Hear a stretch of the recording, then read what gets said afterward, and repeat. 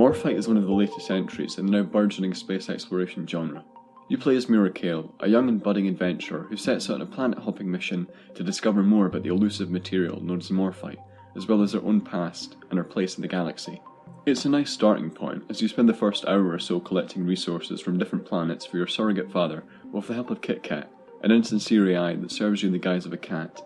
Once that intro is up, however, you'll slowly begin to see the cracks in what is an ambitious, but flawed, and ultimately rather forgettable title. The moment-to-moment gameplay here will see you doing a bit of exploration, scanning, and shooting. All three of those main gameplay pillars are executed to varying degrees of average. What could well be Morphite's biggest draw is the way in which it marries the hallmarks of the space exploration genre with ideas from Metroidvania-style games. Initially, some planets are either too hot or cold to explore, and so upgrading your suit's capabilities early on should be a priority.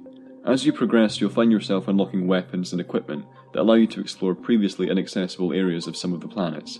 It's mostly standard issue fare, such as grappling hooks to reach higher up areas, and bombs to get through unstable walls.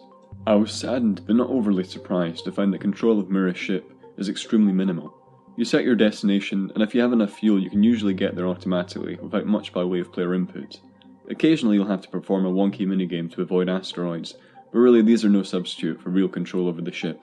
The planets themselves are handcrafted, but you'd be forgiven for thinking otherwise. There's a dreary visual repetition to them that sets in early and persists throughout. There are dungeons dotted throughout some of the worlds, with the odd unique puzzle or encounter, but they too begin to feel copy and paste, long before you're even halfway through. The unique flora and fauna are neat to discover, but inevitably they too end up feeling just like another part of the endless grind for more materials. Scanning is initially very slow, which only serves to elevate frustration as you awkwardly chase varying types of flying insects around in a fruitless bid to scan them.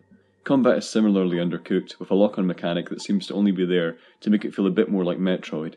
It's not particularly fun, nor is it stimulating in any other way, it just is. There's an ongoing story here, and a nice amount of voice work, but once again, none of it could really be described as anything more than serviceable. The voice work in particular can be extremely variable in terms of quality. When you do occasionally hear the odd dud line, flat delivery, or iffy sound recording, it can really take you out of the experience and remind you of the continuous conflict between the developer's ambition and their seeming lack of budget.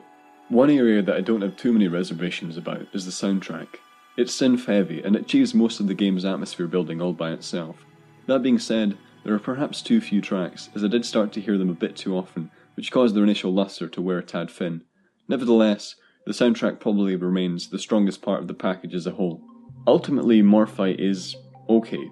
It's rudimental by design, and shows most of the hallmarks of a title that needed a little bit more time in the oven.